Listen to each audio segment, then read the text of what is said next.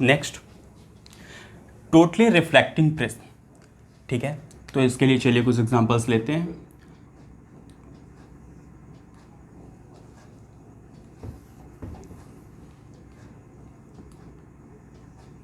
एक प्रिज्म ले लेते हैं, आइसोसेलेस प्रिज्म है, आइसोसेलेस राइट एंगल प्रिज्म।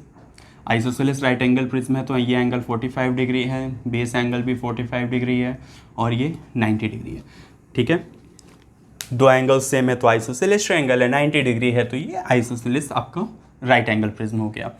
अब यहाँ पे एक रे ऑफ लाइट, हम सरफेस की नेमिंग कर लेते हैं ABC, और एक रे ऑफ लाइट को परपेंडिकुलरली इंसिडेंट कराते हैं सरफेस AB पे।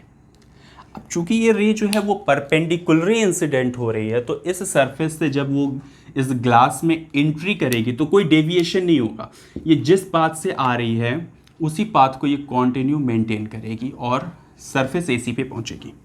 ठीक है, तो ये रे हमारी AB सरफेस पे 90 डिग्री एंगल पे इंसिडेंट हुई है, इसलिए कोई डेविएशन नहीं होगा, ये स्ट्रेट लाइन से पास हो जाएगी।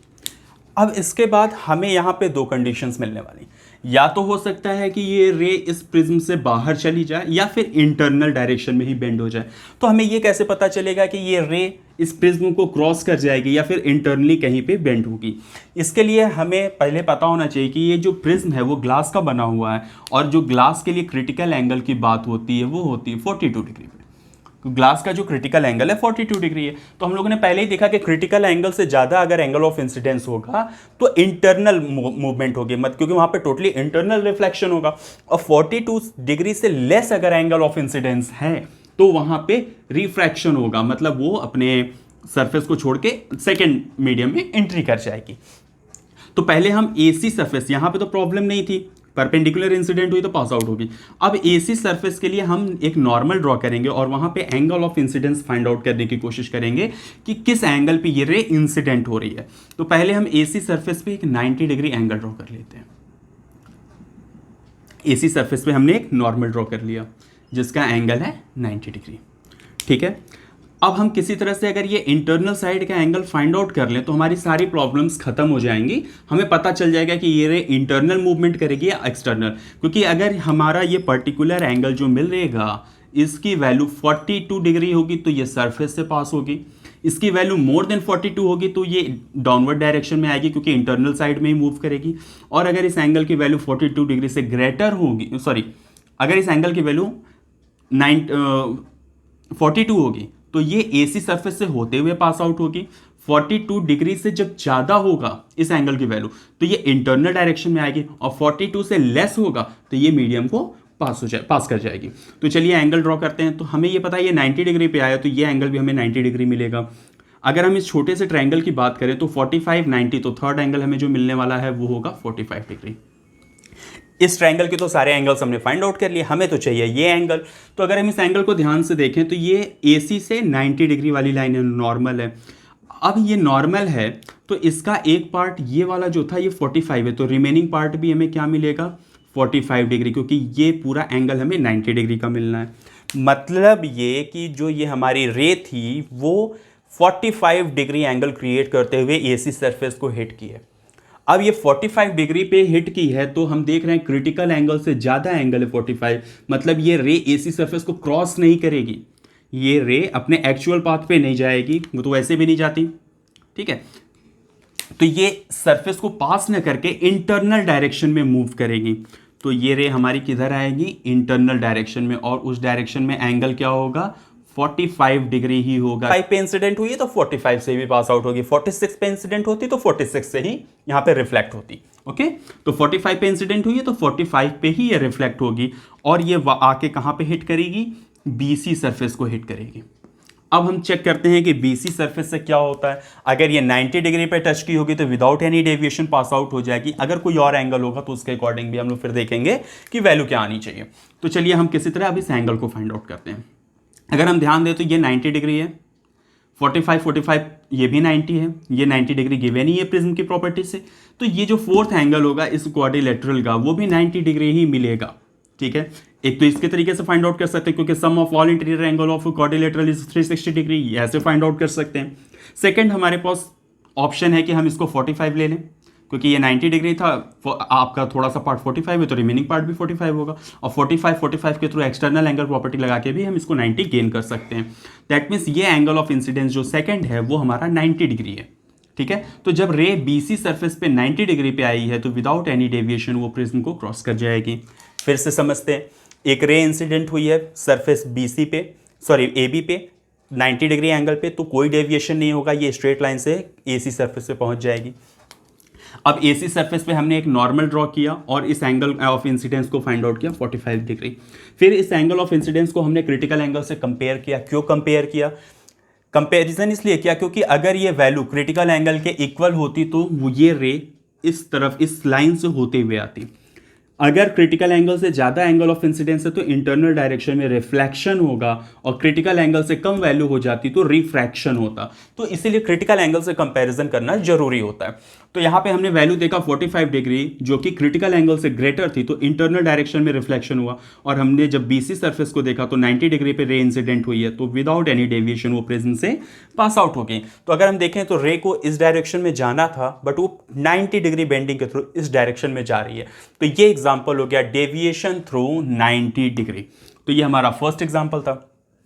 सेकेंड देख लेते हैं।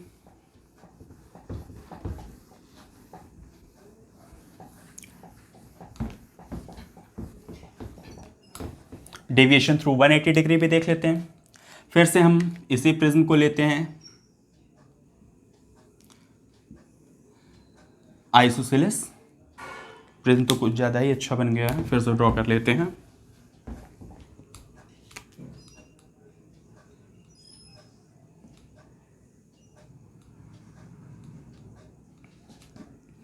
एबीसी प्रिज्म है, ये 90 डिग्री है।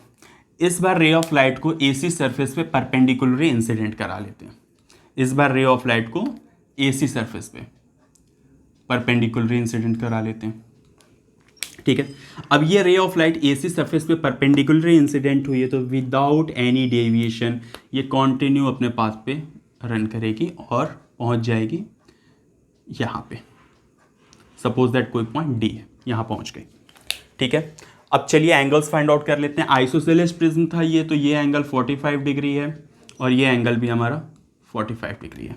ठीक है, अब यहाँ से हम सारी वैल्यूज चलिए फाइंड आउट किया जाए। अब ये 90 डिग्री पे इंसिडेंट हो रही है, तो ये वर्टिकली अपोजिट के थ्रू 90 डिग्री मिल गया। ये एंगल 45 डिग्री है, तो इस एंगल की भी वैल्यू हम लोग 45 डिग्री नोट कर सकते हैं। ठीक है, sum of all interior angle of a triangle की प्रॉपर्टी से। अब रे ऑफ लाइट अगर इस पॉइंट पे पहुंची है तो यहाँ पे फिर से हमें चेक करना होगा कि रिफ्रैक्शन होगा, रिफ्लेक्शन होगा, क्या होता है। तो उसके लिए हमें एंगल फाइंड आउट करना जरूरी है। नॉर्मल से क्या एंगल यहाँ पे ड्रॉ होने वाला है, तो सबसे पहले हम इस पॉइंट पे एक नॉर्मल ड्रॉ करेंगे जिसपे ये रे आई है। अब नॉर्मल के थ्रू डिसाइड करते हैं कि यहाँ पे क्या होता है। तो अगर हम देखें तो नॉर्मल ए बी सरफेस पे 90 डिग्री, ये जो कंप्लीट एंगल होगा वो 90 डिग्री होगा। तो हम यहाँ पे क्या करेंगे, इस रिमेनिंग एंगल को फाइंड आउट करते हैं। तो ये जो कंप्लीट एंगल है वो 90 डिग्री है, तो इसका थोड़ा सा पार्ट 45 है, तो लोअर पार्ट भी यहाँ पे हमें क्या मिलेगा, 45 डिग्री। मतलब ये ray of light A B surface पे 45 degree angle of incidence create करते हुए इंसिडेंट हुई है। तो अब इसको हम क्रिटिकल एंगल से कंपेयर करेंगे। क्रिटिकल एंगल की वैल्यू हमें पता है 42 डिग्री होती है, तो एंगल ऑफ इंसिडेंस की वैल्यू क्रिटिकल एंगल से ग्रेटर है, दैट मीन्स इंटरनल रिफ्लेक्शन होगा। ये रे जिस एंगल पे इंसिडेंट हुई है सेम एंगल से ये पास होगी। ठीक है, तो ये एंगल भी हमारा क्या मिलेगा, 45 डिग्री ही मिलेगा, क्योंकि यहाँ पे हमें पता है रिफ्लेक्शन के फिनोमिना में क्या होता है, angle of incidence is equals to angle of reflection. तो नॉर्मल से हम 45 डिग्री ड्रॉ करते हुए इस रे को हम पहुंचा दिए कहाँ पे, बीसी सरफेस पे। अब फिर बीसी सरफेस पे क्या होता है, इसको चेक करने के लिए अगेन यहाँ पे एक हम नॉर्मल ड्रॉ कर लेते हैं और चेक करते हैं कि ये किस एंगल के थ्रू इंसिडेंट हुआ है। तो ये 45 डिग्री है, ये भी 45 डिग्री है, और यहाँ पे ये 90 डिग्री। तो ये 90 टोटल एंगल है, ये 90 डिग्री एंगल है, और ये आपका 45, ये 90।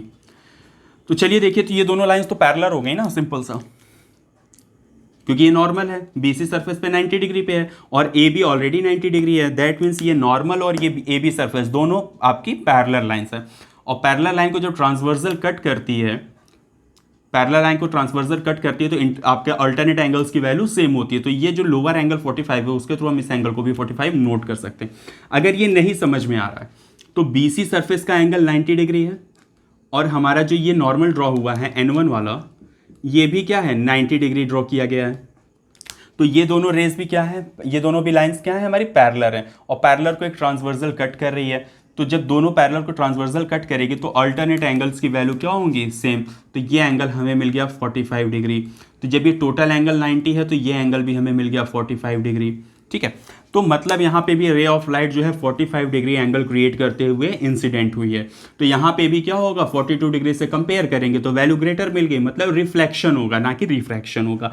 तो चलिए इस रे को यहाँ से रिफ्लेक्ट करा देते हैं। अब ये रिफ्लेक्ट करके पहुँच गई वापस कहाँ पे, ABC सरफेस पे, जहाँ से आई थी ये रे वहीं पे वापस पहुँच रही है। अब ये पहुँच गए यहाँ पे। अब चलिए फिर से इस पॉइंट पे चेक करते हैं कि ये किस एंगल से इसको टच की है, क्योंकि उसी एंगल से यहाँ पे फाइनली हमें पता चलेगा कि इस रे का पाथ क्या होना चाहिए। तो चलिए यहाँ पे एंगल ऑफ इंसिडेंस 45 है तो एंगल ऑफ रिफ्लेक्शन भी 45 होगा, क्योंकि रिफ्लेक्शन फिनोमिना में I = R होना चाहिए। अब ये टोटल एंगल 90 डिग्री था, ये एंगल उसका छोटा सा पार्ट 45 है तो रिमेनिंग पार्ट भी हमें मिलेगा 45 डिग्री। और अगर हम इस छोटे से ट्रायंगल की बात कर लें तो ये एंगल 45 है, ये भी एंगल 45 है, तो हमें जो थर्ड एंगल मिलने वाला है वो 90 डिग्री मिलेगा। ठीक है, तो अब ये जो रे थी हमारी वो फाइनली AC सरफेस को 90 डिग्री पे इंसिडेंट हो रही है। तो जब ये 90 डिग्री पे इंसिडेंट होगी तो विदाउट एनी डेविएशन ये इसी तरह से पास आउट हो जाएगी। ठीक है, तो रे जिस एंगल पे आई थी बेंडिंग के बाद उसी एंगल पे वापस हो रही है, मतलब यहाँ पे डेविएशन थ्रू 180 डिग्री का हो गया। ठीक है, तो जिस डायरेक्शन से आ रही थी वापस उसी डायरेक्शन में इसको इस प्रिज्म ने भेज दिया। तो यहाँ पे थोड़ा सा ध्यान रखेंगे कि यहाँ पे ट्रायंगल्स की प्रॉपर्टी थोड़ी सी ज़्यादा यूज़ करनी है, वो भी सिर्फ एक ही प्रॉपर्टी बार बार यूज़ हो रही है, sum of all interior angle of triangle is 180 degree, या फिर एक्सटीरियर एंगल की प्रॉपर्टी लगा सकते हैं। तो आप क्वाड्रिलेटरल लगाओ, ट्रायंगल की प्रॉपर्टी लगाओ, जैसे भी जो भी आपके दिमाग में स्ट्राइक कर जाए उस प्रॉपर्टी के थ्रू आप ज़्यादा से ज़्यादा एंगल्स को फाइंड आउट करो। और एंगल्स में भी ध्यान क्या रखना है, हमेशा प्रिज्म से रिलेटेड क्वेश्चंस आएंगे। प्रिज्म के लिए दिमाग में अच्छे से सेट कर लीजिए कि क्रिटिकल एंगल की वैल्यू 42 डिग्री होती है। तो जब भी एंगल ऑफ इंसिडेंस की वैल्यू 42 से ज़्यादा हो जाएगी, 43, 42.5, 45, 60 कोई भी एंगल हो जाए, तो उस कंडीशन में आप इंटरनल डायरेक्शन में रिफ्लेक्ट करा दो लाइट को।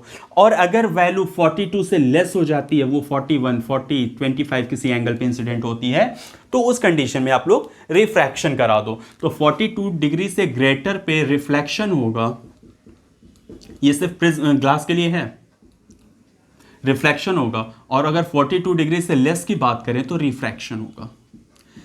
ये ध्यान रखेंगे हमेशा। जो डायग्राम्स आएंगे जिसमें क्वेश्चन जो एग्जाम में आ जाते हैं, कोई पर्टिकुलर रे ड्रॉ करके एंगल दे दिया जाता है और फिर उसकी डायरेक्शन पूछी जाती है, ठीक है, या फिर ऑप्शंस में दे दिया जाएगा, तो हमें ये ध्यान रखना है कि अगर 42 डिग्री से लेस एंगल ऑफ इंसिडेंस है तो रिफ्रैक्शन हो जाएगा, और 42 डिग्री से ज़्यादा अगर एंगल ऑफ इंसिडेंस है तो वहाँ पे रिफ्लेक्शन हो जाएगा। और ग्लास के लिए जो रिफ्रैक्टिव आपका क्रिटिकल एंगल की वैल्यू होती है वो 42 डिग्री होती है।